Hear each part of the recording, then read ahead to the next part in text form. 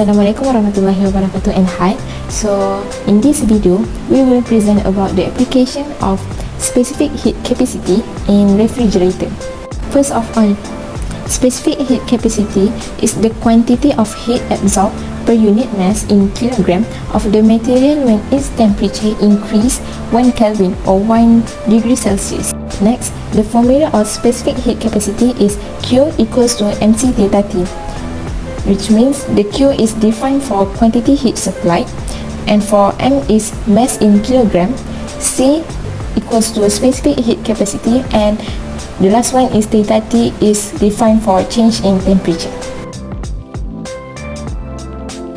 In the old days, the use of electricity was very limited, and people in the old days did not use refrigerators to store food items, so stored food does not last long and spoil quickly. This causes spoiled food to be thrown away and food waste. With today's refrigerators, food and other raw materials can be stored longer and food waste can be avoided.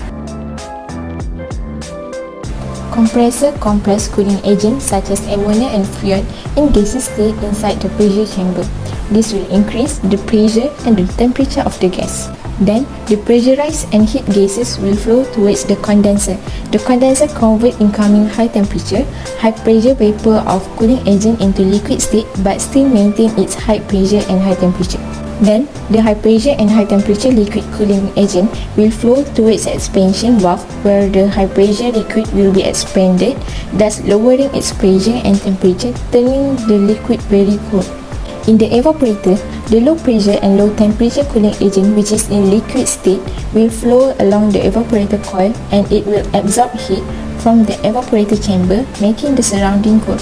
The liquid will then convert into gas and flows out from evaporator to compressor, where the process will cycle again. Alright, let's moving on to the science behind it. In refrigerator, it undergoes specific heat capacity, where in more detailed term, specific latent heat. Latent heat is a heat that is absorbed during melting and without changing temperature. There are two types of specific latent heat, which are specific latent heat of fusion and specific heat latent heat of vaporization. In the refrigerator case, it undergoes specific latent heat of vaporization. So, specific latent heat of vaporization is defined as the amount of heat that is absorbed or released during condensation of 1 kilogram of the substance without changing temperature. And the formula for the specific latent heat of vaporization is L over QM.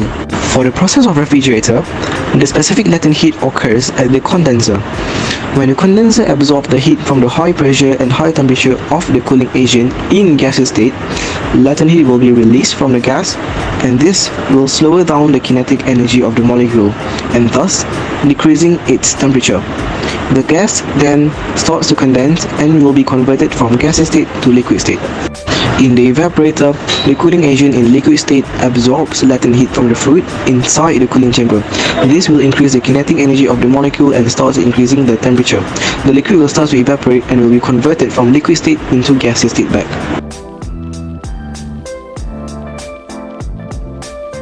There are lots of benefits of refrigerator as cooling system to economic and society.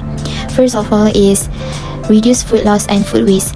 A robust cold chain can significantly reduce the loss of food caused by spoilage between food productions and food retail. In developing countries, more widespread use the residential refrigerations can significantly reduce the waste of food at the point of use. Current levels of food loss and waste are estimated to be around 20% of all food produced. This creates significant GHG emissions, which can be avoided by improving the food cold chain. Next is prolonging shelf life of fruits and vegetables. As the name suggests, cold storage is a process in which perishable commodities are kept at lower temperature than usual. There are various techniques to do this. In order to keep the post-harvest produce as fresh as possible, there is a warehouse refrigeration and controlled atmosphere storage in which different gases are controlled using precision mechanism and precise sensor. Reduced oxygen level that inhibits fruits and vegetables respirations are combined with an increase in carbon dioxide to create controlled environment storage. Cold storage technology allows for the extensions of the shelf life of seasonal fruits that are only available for a limited number of months. The benefits of it are there are several uses for cold storage in the medical store. Blood samples must be kept in labs at a specified temperature to maintain their requirements. Insulin, chemotherapy, medicine, vaccination, eye drops, and other medications all need to be stored in medical refrigerators. The medication refrigerator is a common fixture in medical facilities such as clinics, hospitals, and retail pharmacies. It has a limited temperature range of 2 Celsius to 8 Celsius. Blood and plasma samples, for example, might alter characteristic and stop being useful if they are not preserved under carefully supervised settings. There are more and more breakthroughs in healthcare related to surgery and other transplant. To maintain its usefulness, an organ must be transported and maintained at constantly low temperatures. Other than that, all companies that require the storage and transportation of their product at low temperature can greatly benefit from the use of portable cold storage units, transporting poultry, dairy goods, frozen foods, and etc. From storage facilities to distribution centers and retail stores cannot be done in normal temperatures. Such goods can spoil and lose their marketability even with a small temperature change. Highly reactive substances that will be hard to carry are also transported using these mobile cold storage units. Without this technology, it will not have been feasible to carry such compounds safely.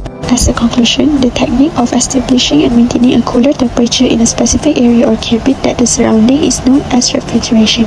The chosen refrigerant for this refrigeration system should have a high specific heat in the vapor phase and a very low specific heat in the liquid phase.